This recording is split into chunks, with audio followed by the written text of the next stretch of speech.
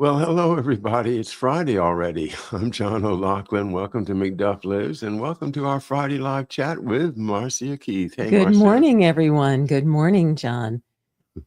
Happy to be here, all bright-eyed and bushy-tailed and ready for another chat. Interested to hear what's on everybody's mind this morning. Minds. Well, I Everybody's was I mind. was wondering whether Pam Bondi is telling the truth, and if she is, which time? Right. There you go. Well said. Well said. Absolutely. And Cash Patel and Dan Bongino, you guys, their eyes get wide when they have to say it. Say, oh yeah, oh yeah, oh yeah, oh yeah. Epstein killed himself. Yeah. Yes. The evolving stories Well, it all depends on the definition of what is, yes, that is what it is. and that's what it is. Yes. What it is. Remember, we used to say what it is. We did. I'd forgotten about What that. it is, Marcia. What it is, John. Uh-oh. I don't think you and I ever actually said that. No, that was long before Marcia and John. This was back in the Right. 70s, probably. No. I mean, but even, when we were alive in the 70s, my point is, I know it was not a phrase that I ever used back then. Oh, I did. Oh, did you? Okay.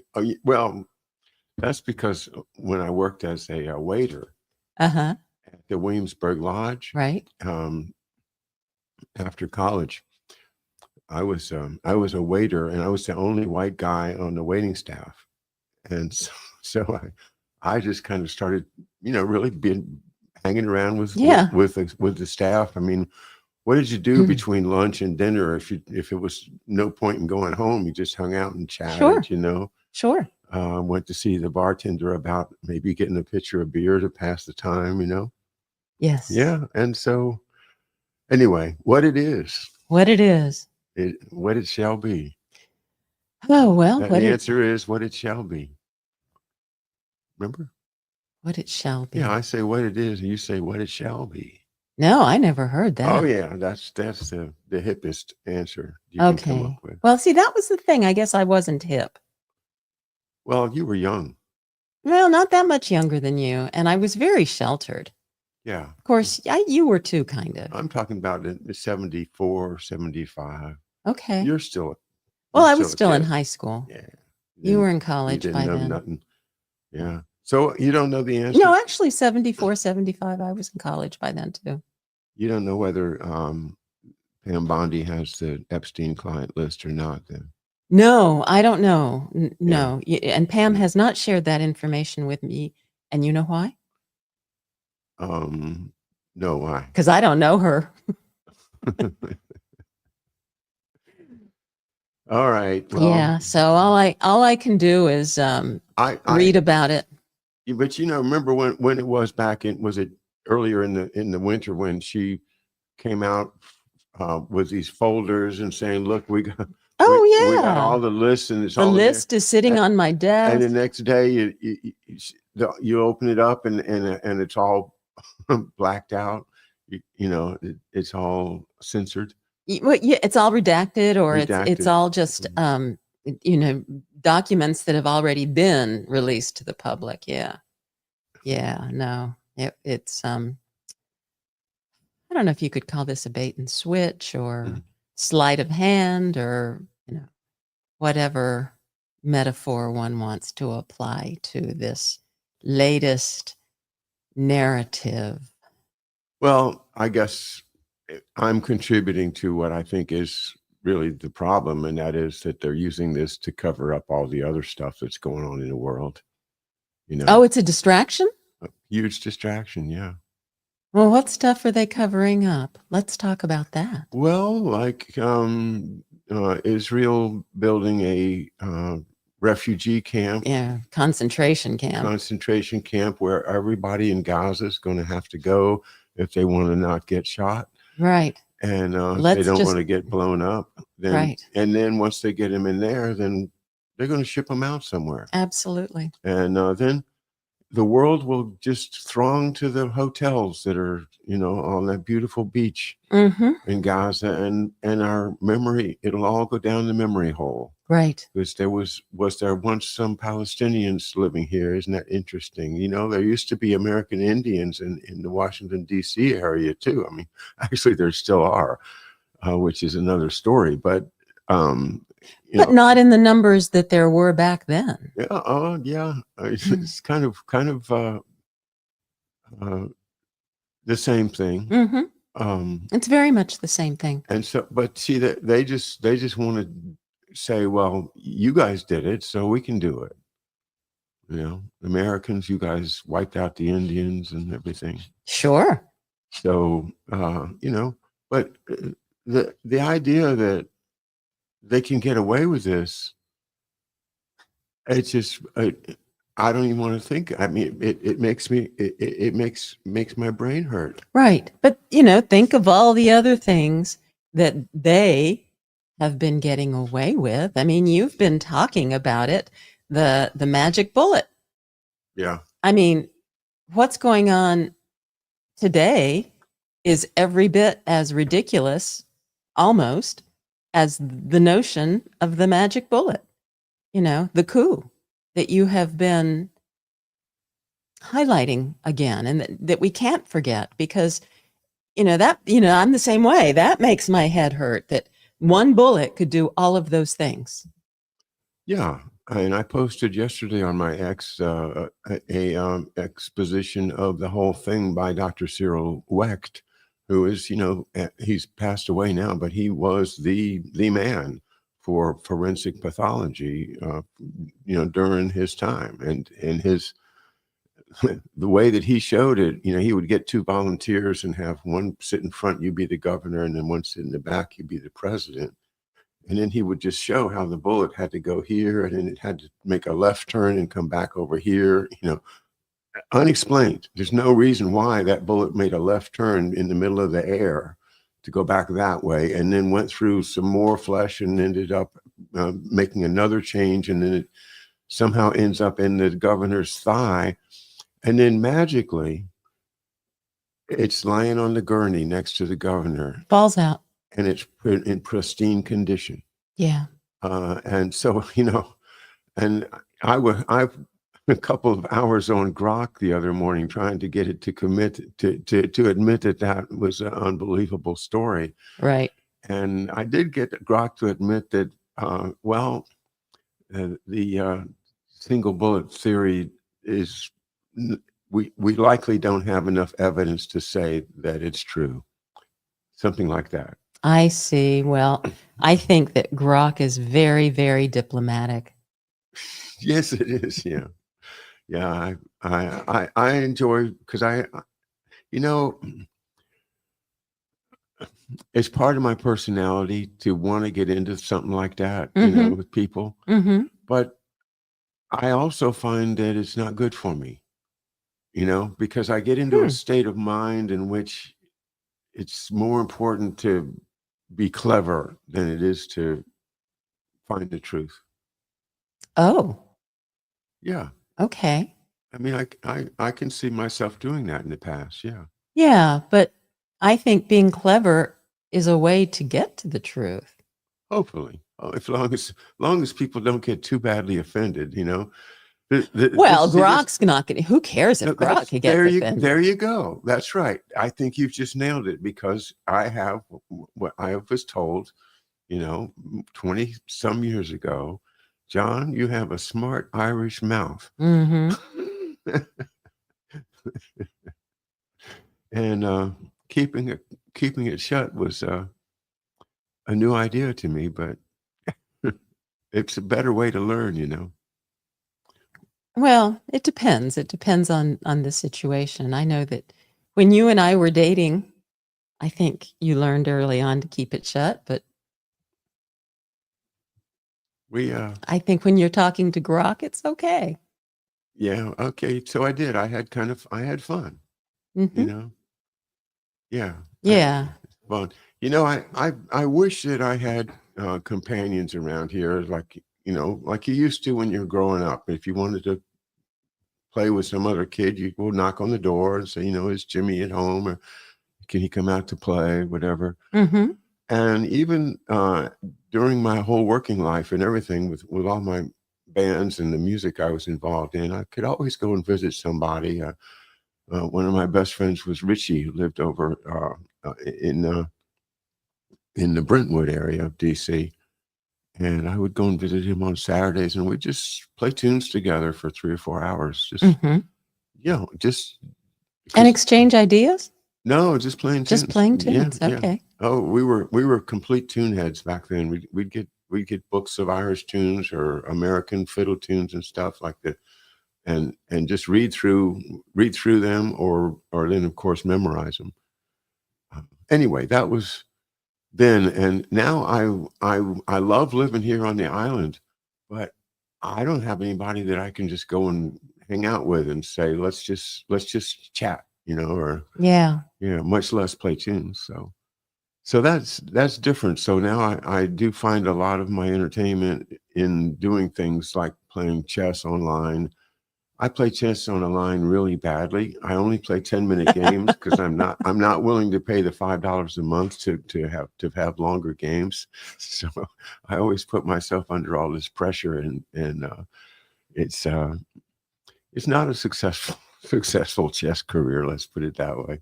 But I still keep playing because it gives me a little adrenaline rush when I win. Yeah. And I was going to say that's probably, I don't know that.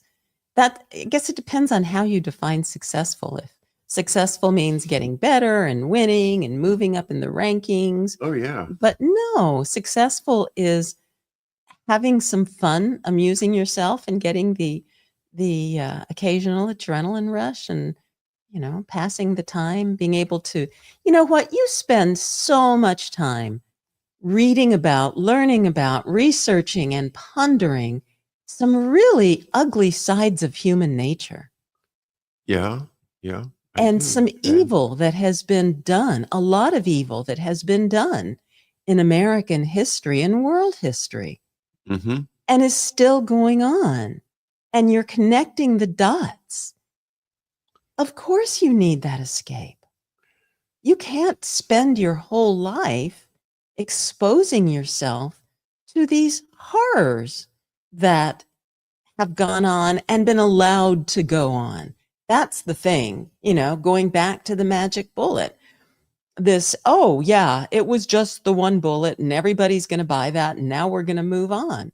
And you're just going, whoa, wait, everybody. Are we really going to buy this? Are we really going to buy this altered narrative?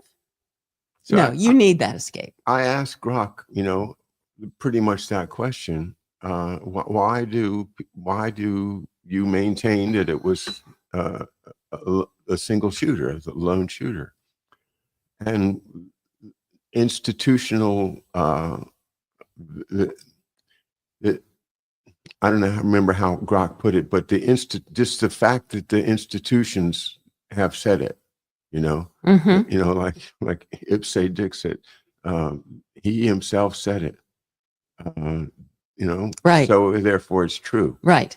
And you allow Almond Dulles to be the guy that tells you what the truth is. He's the same guy that invents the great Wurlitzer to produce all kinds of different stories to provide plausible deniability, which he got Hoover Truman to sign off on in the late 40s, so that he could. So he says, I need plausible deniability. Mm-hmm. Hoover gives it to him. Then he kills the president, and then he uses his document, his pulpit, to say, I know what the answer is, and I'm telling you the truth, and that's all you need to know. Right. That's all you need to know. But the idea that we respect our institutions, and then the other one, of course, is to avoid the public being upset. You don't want your public to be upset. So let's just put a bow on it, right? Because and we need to spoon feed the public. Yeah. Prester John says John should try pickleball. He'll get quite a rush beating people 30 years his junior. Well, you know, I hadn't thought about that. We actually have played a little bit of pickleball, you and me. We have the pickleball out set in the back of the car, and We we do. just We haven't. do. Now okay, you know what? What? After the show, Uh-huh. we go up to the park And play pickleball? and play pickleball. All right, maybe. It's mighty hot.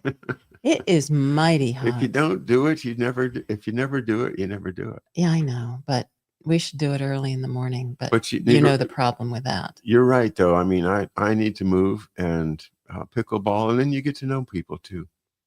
You know, once you learn how to play the game. And once you meet some people 30 years your junior that you can beat. There's a lot of pickleball going on around here. Oh yeah, there is. A lot of people playing pickleball. Yeah, they took the tennis court up at the park, and they kind of rearranged it, and they put up some of those pickleball nets so that anybody who wants to can go up there and play. And then the pickleball. Swanky community down the shore, they have at their country club, they've made pickleball courts, and they have little tournaments. But anyway, thank you, Prester John, because actually I'd like to play more pickleball. It'd be good for both of us. So Brightmore says, Texas floods. Yeah. In the wake of the Texas floods, Dems and media are pointing the finger at Trump's fiscal cuts to NOAA. Meanwhile, southern states are pushing bills to limit cloud seeding, geoengineering. Yes, indeed. We'll see. You know, the military's been doing it, and if they find that there are military reasons to do it, I'm sure that they will continue. Yeah, I mean, when this subject comes up, I have to say, you know, I spent a couple of years studying it back in maybe 2015, 2016. I was shooting pictures all the time. Oh my gosh, there was a time where it was a real focus of yours. A real focus of mine. And I've got a number of very curious and interesting photographs just in the sky right around here. Sure. And you know, started corresponding with people on the internet. You know, I had people that I started to really learn from. And one of the main things that I always want to say is that cloud seeding for rain is one thing, and geoengineering is a different thing. And cloud seeding for rain is like one spot, one area for a certain purpose, you know, and question whether it even works or not. They say it works. That's what the military did with Operation Popeye. And before that, they were doing it to Cuba, which we just learned recently this year from Jim Lee. So to understand the difference is really important, because the geoengineering, which is controlling vast, big weather systems that are much more than just a one day or a one rainfall or a one flood event. These are things that are trying to change the course of where the water flows in the atmosphere. So as if you happen to own a whole lot of land in the desert, and if you had enough money and could convince the UN to do it, that, you know, then you would have these major geoengineering projects to dump water where you just happen to build a whole bunch of big farms. Yeah. Right. So that's one part of it. And the other part, of course, is just that, how do they do it? What's the harm that's getting done? The harm that's getting done from cloud seeding, you know, would be the chemicals that they use to do that. But the chemicals that they use for the geoengineering is a real complicated question, in which, you know, they have this myth that there's no metals that come out of the jets when they from the jet fuel, and that's where I think the answer has got to be focused on. Is let's break down this myth about it's pure H2O. Well, the fact is, it's being done, and it's being done openly, and everybody has acknowledged that cloud seeding was happening in Texas.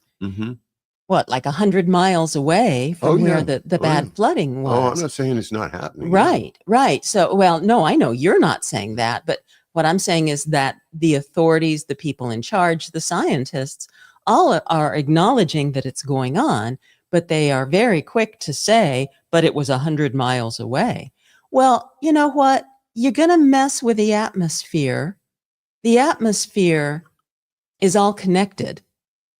You don't know the unintended consequences That's right. of some of these actions. And I am convinced that some of these disasters that happen may have been unintended consequences.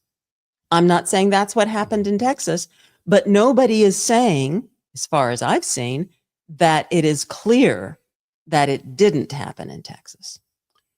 Yeah. Well, it's a tragedy, and we're sorry to see that terrible thing happen. Just devastation to families, the survivors, and they lose their little girls. It's just unbelievably sad. Did you see that the governor of Virginia, his family was there? They have apparently a very large property. It was a former camp that his wife had attended when she was a child, and they bought it for some $60 million, I think it was. And they were there vacationing when that happened. And at one point thought that they were going to have to be rescued, but then they were able to get out on their own or something like that. But I find that very curious.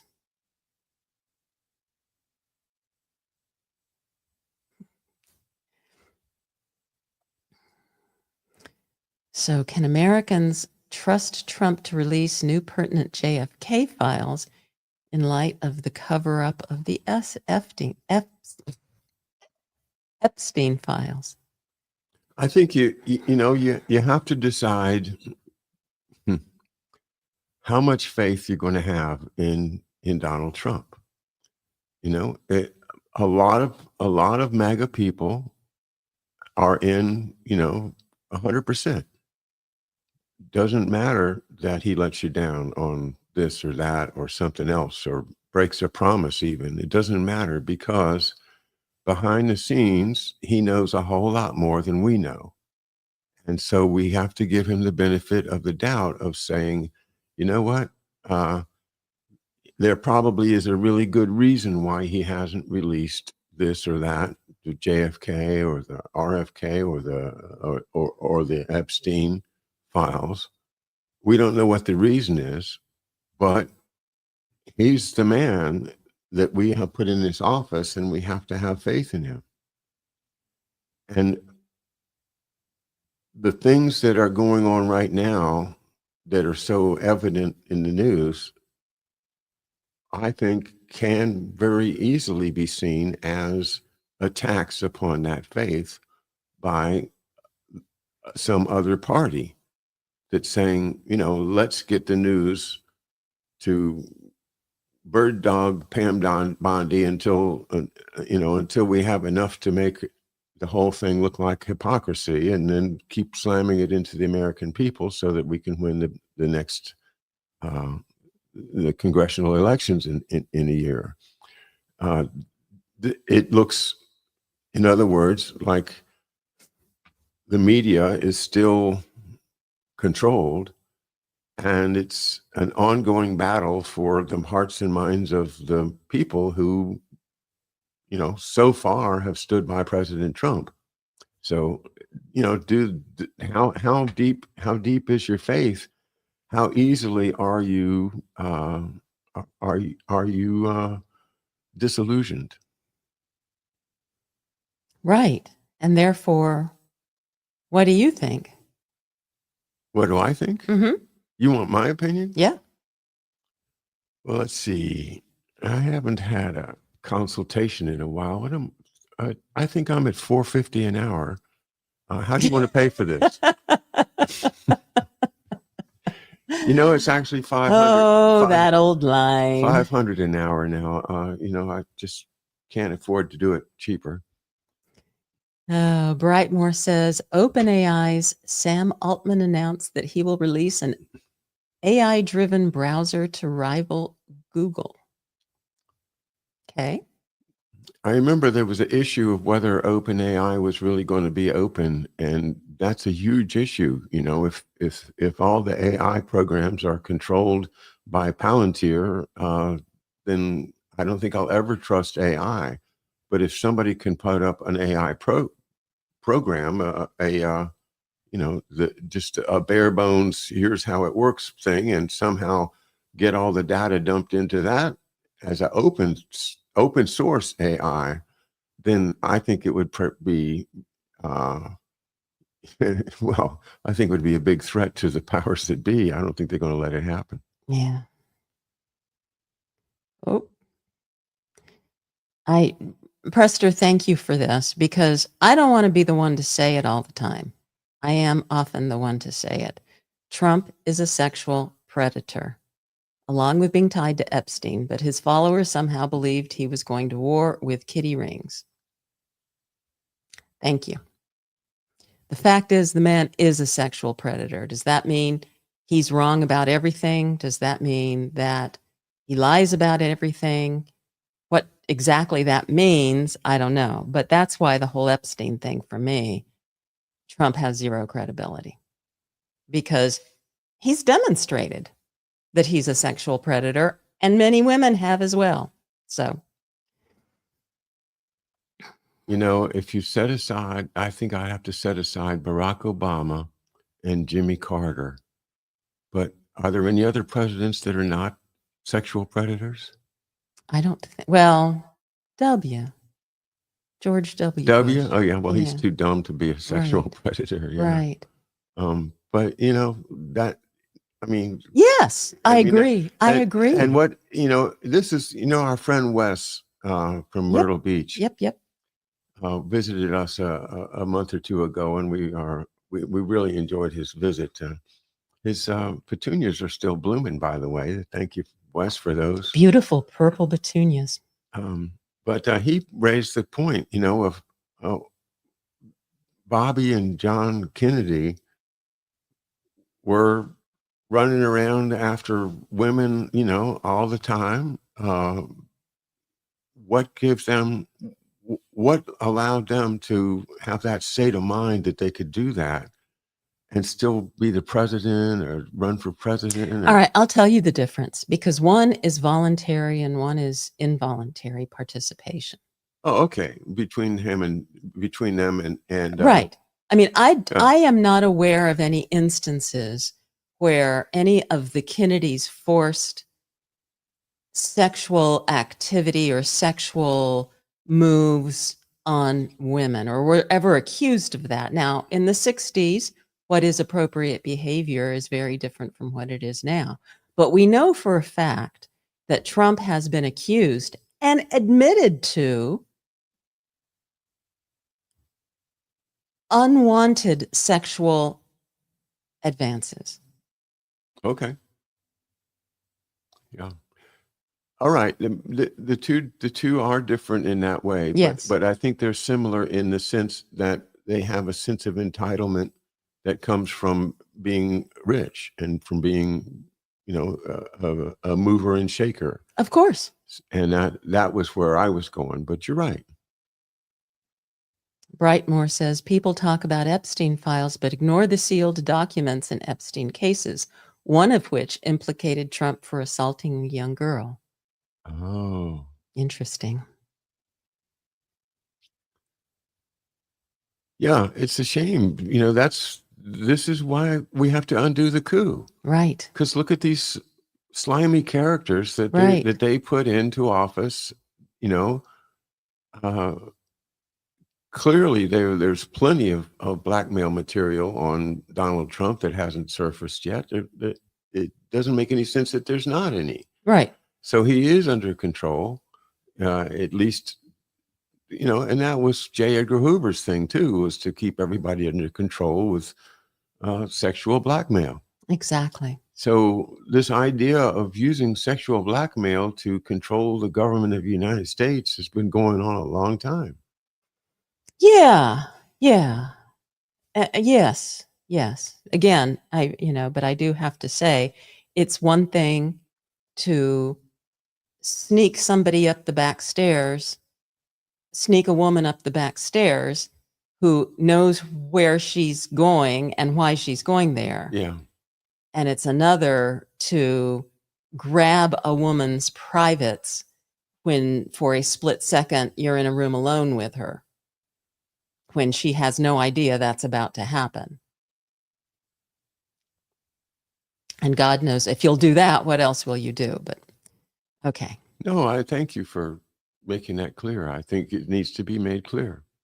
Thank you. Moving on. Brightmore asks, why did China and Russia allow Israel, U.S. to conduct 12-day war in Iran?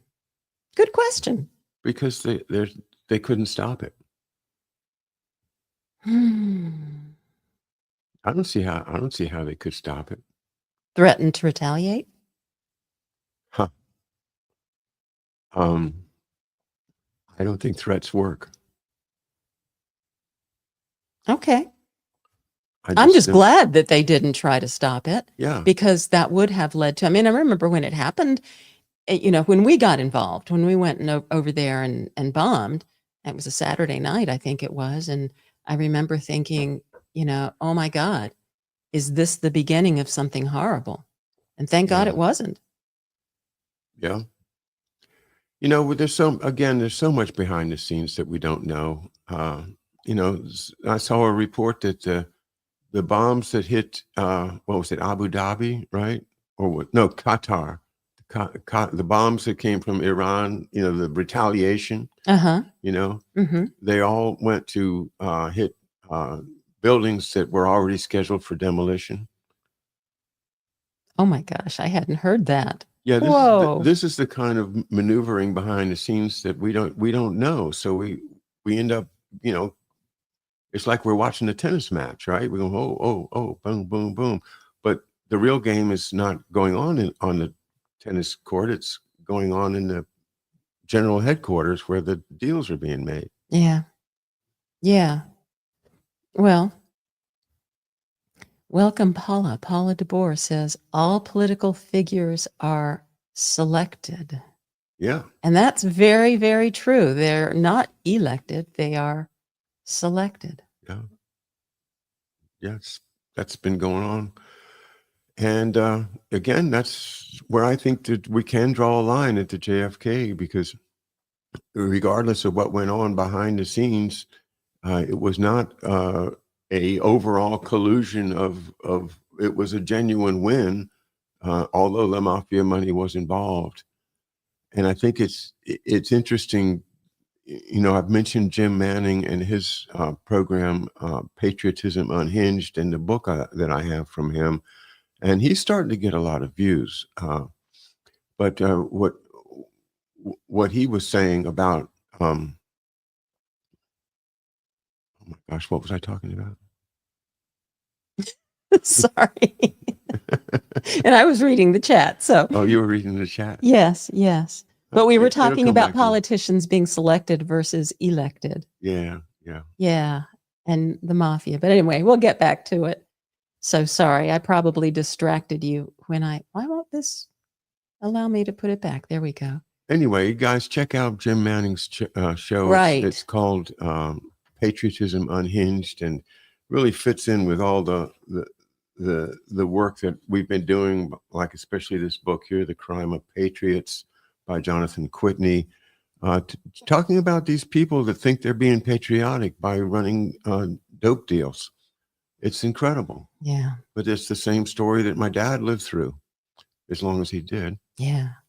Prester John says, China hasn't sent as much as a box of cereal to Gaza.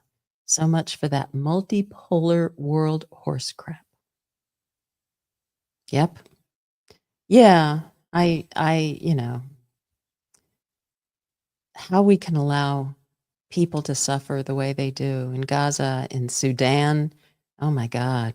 Sudan in the middle of a civil war with all kinds of atrocities happening there. And picking up women and selling them into slavery to Arab sheiks and all. I mean, yes, they do that, Yep. The Christian women from even probably from a church, that they would just auction them off. Right. Yeah. Well, in so many places, women are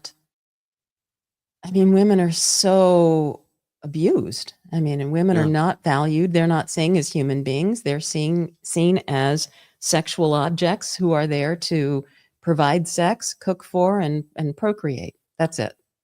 Oh yeah. I mean, women's status in so many countries is just horrible. Yeah, especially in those that are ultimately responsible to the elite establishment that, you know, takes over those countries and puts dictators in place to control what's going on, because they like that. You know, the new book that's been published, and a lot of folks are picking it up, Two World Wars and Hitler by Jim McGregor, and I'm sorry, the co-author's name escapes me, but it's over on my desk. And you know, this is an explication of the people like Cecil Rhodes and Milner, the ones that built the Rhodes Empire, and the ones that are following this Rhodes Trust. It's all about male domination. It's all about women have a place. And that is perpetuated, you know, not out of the indigenous people, not out of the, you know, the common folks. This is top down, you know. Just let's go back to ancient history, when, you know, the medieval times. I think really medieval times is the way to look at it, because that's when women were really, you know, either you know, you're either going to be a princess or you're going to be a slave. A slave, yeah. Yeah, well, you know, it's actually interesting because we, you know, sort of have gotten away from the Epstein thing, but there are so many similarities. Who's Cook, welcome Who's Cook, says, I think all women, when they fool with rich and famous men, know what they are getting into. Marcia clearly doesn't like Trump, but does like JFK. I say they are no different. I never said I don't like Trump. I don't dislike Trump. I say that Trump has acknowledged that he's a sexual predator, and that's that. We have recordings of him saying, you'll be amazed what women will let you do when you are powerful. And he talks about grabbing their privates, and he brags to another man about grabbing their privates. That's predatory behavior. I don't believe we have anything like that from JFK. But yes, I agree with you, Who's Cook, that there are many women who fool with rich and famous men and know what they are getting into. But I also think there are many circumstances where women don't know that they will be overpowered by the powerful. And they get into it being very naive. Is it their own fault for being naive? I don't know. That gets into the whole blame the victim thing. But I think there are women who participate willingly and they do know what they are getting into. It's a full spectrum. But I don't dislike Trump. I'm just not going to accept everything he does. Like John was talking about earlier, he was saying there are those people who are, no matter what, going to have faith in him. And I'm not one of those, no.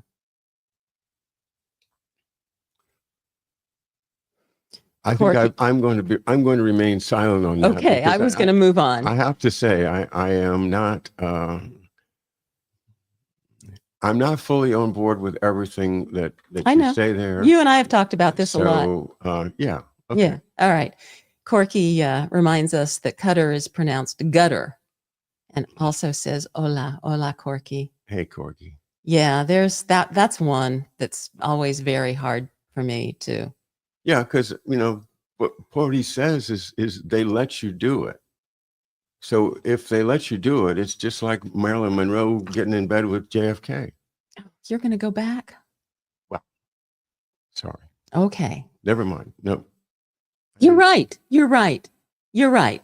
But there have been other women who didn't let him do it. And those are the part of the news story that I just skip. Right. I don't watch those. Jennifer somebody and whatever. Yeah. Yeah. I don't remember the names, but I do remember some of the circumstances. But the fact that he imposes himself on women, whether or, you know, there's a variety of reactions. Again, it's a full spectrum. He imposes himself on women, and some let him do it, though they didn't want it. Some don't let him do it.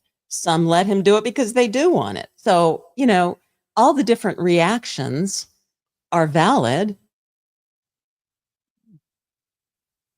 But why do we have to have these people being our president? I don't like the idea of the Kennedys, because they're getting set up by these women, they're getting set up for being controlled.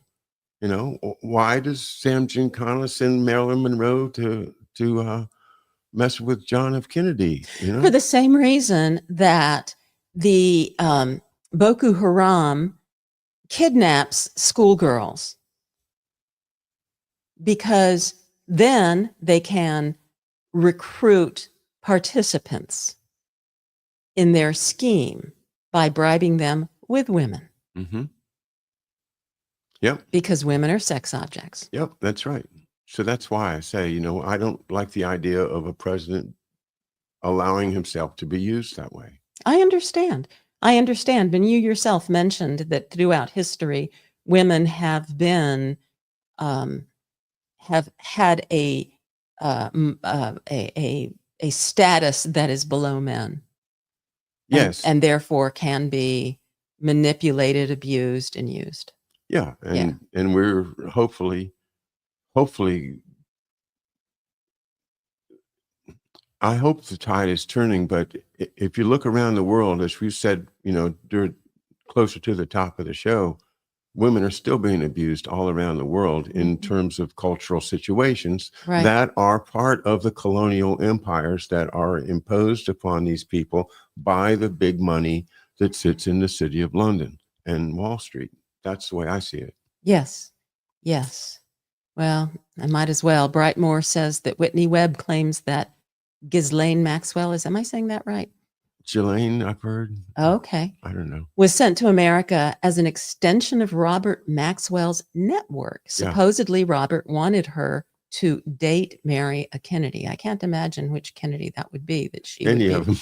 Well, yeah, I guess there's a gajillion of the cousins of the next generation after.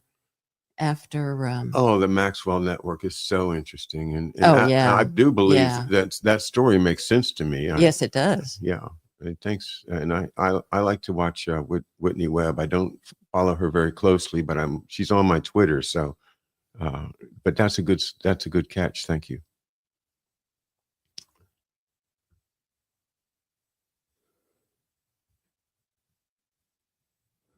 All right. I'm just looking real quick just to see if there's any other comments on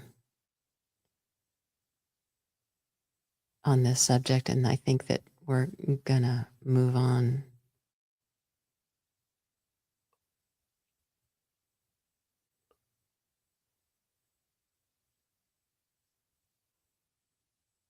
I don't actually understand this comment, Corky.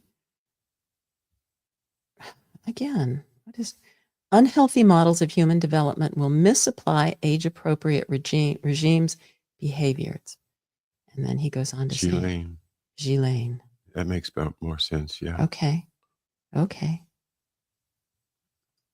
Yeah. Well, yeah. I imagine she grew up in a very inappropriate manner.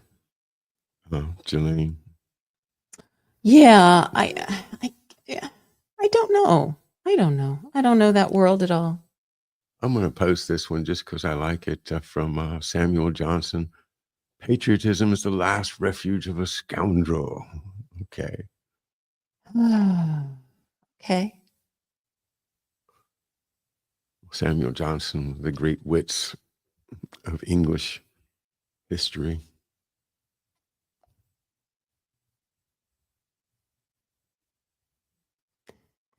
Brightmore says Netanyahu said Palestinians couldn't be trusted with a government in Gaza after the way Hamas attacked Israel. Never mind that Bibi funded Hamas before October 7. There you go. Yeah, it's all theater, but it's theater with real people dying. And getting maimed. And the babies and everything. It's just, and I don't know. I mean, I really do think that there's enough people coming out. There's YouTube channels coming out. There's books coming out. that are exposing this horrible regime that's trying to take over the world. But it really does come from Cecil Rhodes and the the uh, the Rhodes conspiracy that has been talked about in many books. But the latest one, it brings in um, some really deep scholarship that's showing how it was Hamstengel, the guy called Putzi, who was a German American, but he was really tied to British intelligence that we didn't know, and how he was placed with Hitler in the 20s to groom him to become, the Hitler that the establishment needed to have, because they needed to have a Hitler in order to keep Germany and Russia divided, and then to create the war. So that Hitler was created by American and British intelligence, and that's what the book is said to be about. I have started into it. Unfortunately, it's kind of daunting. It's like 500 or 600 pages, so it'll be a while before I'm done with it. But because I know these guys, I know the writers and the works that they're relying upon, which I've already read most of them. So I think it's going to be a great help to enlighten people that from from at least from about 1870 or so, the financial powers have been able to run the government in such a way as to just fleece all of the common people and enrich themselves. And that's what's got to stop. And that's what's going on here. Absolutely. Yeah. And I like how you put that. Fleece the common people in order to enrich themselves. That is exactly what goes on everywhere. And most people are not willing to recognize that. And I guess I get a little bit, I don't know, a little bit discouraged might be the right word that I'm looking for. That most people aren't willing to recognize that they want to buy into whatever narrative is spoon-fed them because it's comfortable. Yeah, most people want they want their biases confirmed. I want just you to give me some piece of news today that tells me that I'm on the right track. And so give me something that shows me that Trump is not trustworthy, because I don't trust Trump. Okay, so that's what sells in that market. Give me something that tells me that Trump is trustworthy, and that sells in somebody's X market. And I think we're all guilty of that. I think that that's human nature. And the important thing is to recognize that about ourselves and then be conscientious about it as we gather information. I know every once in a while, I'll see a headline that goes against what I believe or want to believe. And so I'll skip that article. But then I see a headline that supports what I believe and go, oh, well, good, I'm going to read this one. I think we all do that. Can't help it. That's who we are. That's, we are fallible humans, but we have to recognize that that's who we are and go, oh, no, wait a minute. Maybe I need to read that article to find out what information is there that might be valid, that will not change, but maybe enhance my perspective. Well, that's what I'm doing all day long, except for when I'm playing bad chess. I've got 4 new books last week, and that's crazy. What am I going to do with 4 new books? Well, I need to look at them. I need to look at the table of contents, anything. And that's my first thing is when I get a new book, is I go and I look. I want to see, what connections to people that I've already been studying can I learn more stuff in here from. And then if there's something there, then I'll probably will read the book. And if it's only one or two things, then it might not get read for a while. But it's always going to be in the library here, and the library keeps expanding.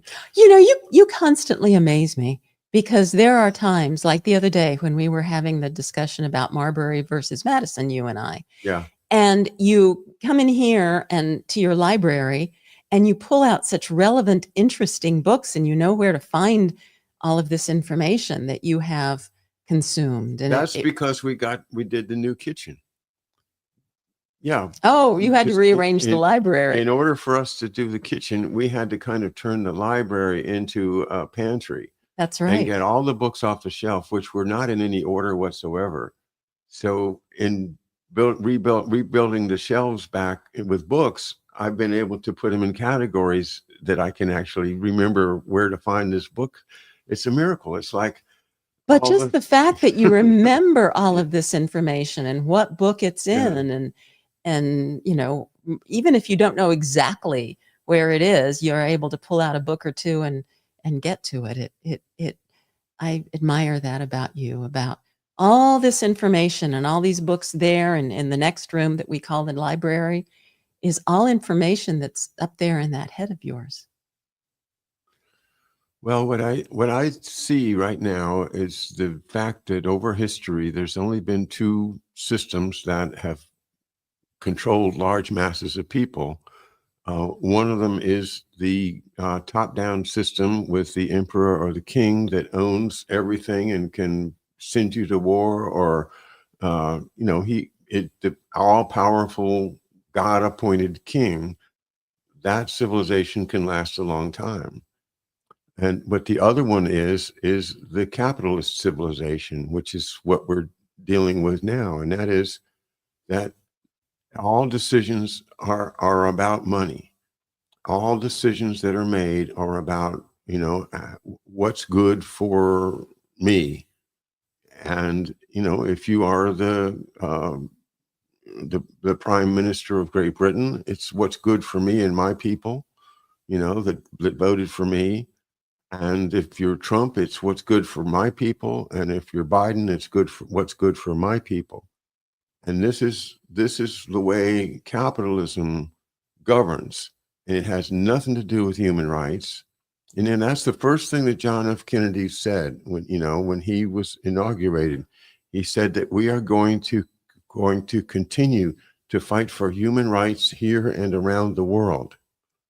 That's what Kennedy said. Mm-hmm. You know, and that is what's been thrown under the rug.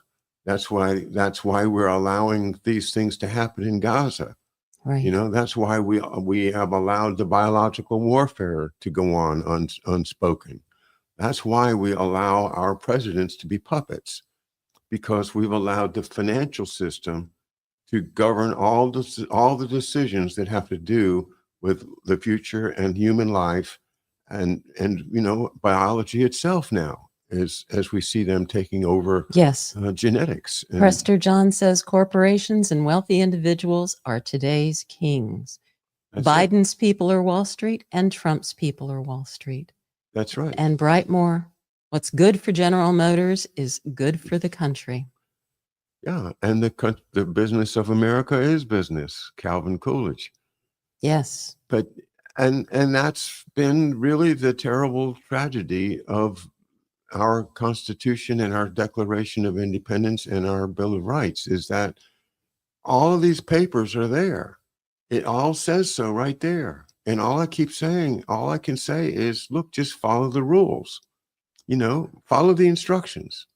Look at the Constitution and believe in the fact that this opportunity for the common people to have their own government is unique and can easily be swept away. And so this is where we're at now. I mean, we're clinging on to it. We have this false belief that somehow it's still there. But Constitution of the United States. The Constitution of Yes. the United States. Yes. You know, I'll tell you, this copy of the Constitution was given to me by my sister Lisa when she worked at the National Archives. She is an archivist she was a specialty in paper conservation and old documents. She was the person that took care of the Constitution and the Declaration of Independence. And there's a PBS show showing these documents to President Clinton and Hillary one day. And So- Gore. Oh, and Gore. Right, because she tells a wonderful story. I don't know if you remember this story that she told us, I know. that while that documentary was being filmed, afterwards, when it was over, Clinton and Gore continued talking about something in the document. And apparently the document is kept below the display room Yeah. and raises up. Yeah. And so they were debating about something that was in the document, and they went, "Oh wait, we've got to go back and look at it again to decide what it is they were debating about."